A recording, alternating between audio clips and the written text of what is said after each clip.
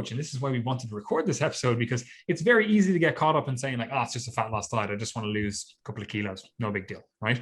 When in reality, that's simply just not the case, right? Like we actually have to dig into what your goals are first and foremost. Like Gary was saying, is like, are your goals performance goals, right? And if your goals are performance goals, like how much is that worth to you in terms of like a pie chart? Like what does that look like? You know, if you have 100% energy allocation, like how much would your ideal allocation be towards performance, you know? And what does that look like for you? It's like, oh, do we have actual strength metrics that we want to hit? Do we have actual performance metrics, you know, running time, you know, starting position or starting on the team, whatever, like different metrics you can use, right? To be like, oh, like, am I doing a good job performance, right?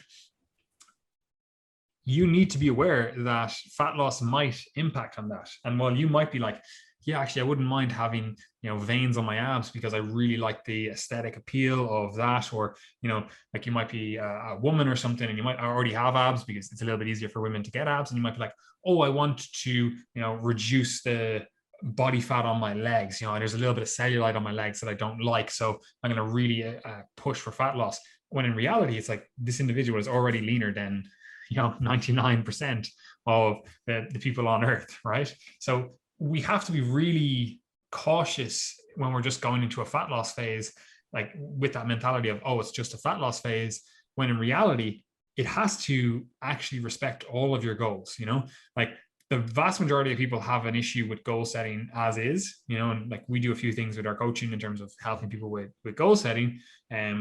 But even then, it's like, it's just a very hard process. And it's something that you have to constantly reevaluate of, okay, I've got XYZ of my goals achieved. You know, I got some fat loss here. Like, is more fat loss going to help? You know, and this might not be in a huge issue where it's like, oh, well, if I go for more fat loss, it's going to cause more, you know, body dysmorphia or body image issues or, you know, mindset, psychological issues, etc. It might not impact on any of those things, but it actually starts detracting from your other goals and your more quote unquote important goals for you, you know? So it's like, we actually have to be very multifaceted in our approach. And again, we shouldn't just think of it as, oh, it's just a fat loss phase. Check. Absolutely. And one thing to ask yourself off the back of that, and this is something that's really important, is when you are thinking then about whether or not you should pursue fat loss and how much you should pursue, ask yourself if you feel psychologically prepared to deal with the fallout when you regain weight, because this is something that most people aren't prepared for.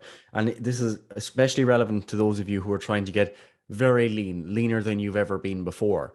Because let's say, hypothetically, you're an 80-kilo male at the moment, you can't see your abs, and you don't even see like a 2-pack or a 4-pack, right? You want to get to see a 6-pack or 8-pack or whatever you happen to have, right? You want visible abs.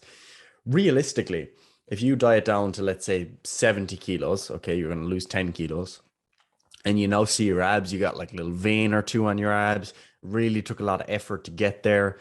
There's going to be some weight regain. You know, it's almost inevitable, okay, especially if you're trying to get very lean. And one of the things that can happen then is, because this is the first time, assuming it's the first time that you've ever been that lean, you now have a new expectation of what your normal is. So that feels like a normal physique to you because you've pursued it, you've achieved it. And what can happen then is, as you regain weight, let's say you go back to 74 kilos, even you just gain 4 kilos, you're still 6 kilos lighter than you were at the beginning. You might now feel even fatter than you did at the beginning and even worse about yourself than the beginning because you've got a new reference point.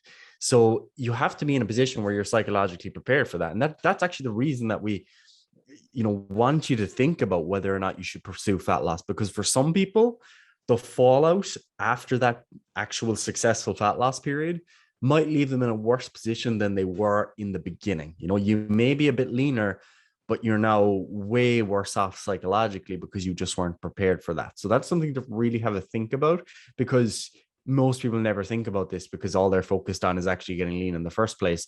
The classic example is the bodybuilding physique sports, where people will plan all the way up to their show day, but they have no idea what they're doing afterwards. And then they end up really badly off psychologically and physiologically. Yeah, and it's just, it's so hard to do all of this on your own, right? And that obviously sounds like it's like a pitch for like coaching, be like, oh, well, you need a coach to engage in fat loss. But it is so hard to be this like multifaceted or use this multifaceted approach and think of all these different outcomes when you're like, oh, I just need to tone up. I just need to drop a little bit of body fat, right?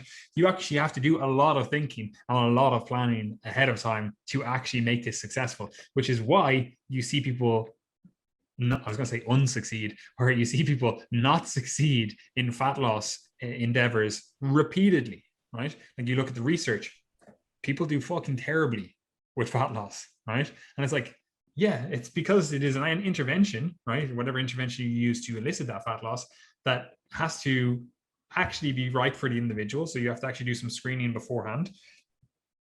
You then have to have appropriate goals, which we'll touch on to next in a second. And then you actually have to have we'll call it an exit strategy. Like you actually have to plan so much. Like that seems like, that's fine. You have to do some screening. You have to come up with an appropriate plan, and then you have to have an exit strategy. But while that sounds easy to do, like ask yourself right now, like if you're a health professional, you're a health and fitness individual, professional, whatever, like ask yourself right now is, do you actually do that with yourself? Like most of you don't, right?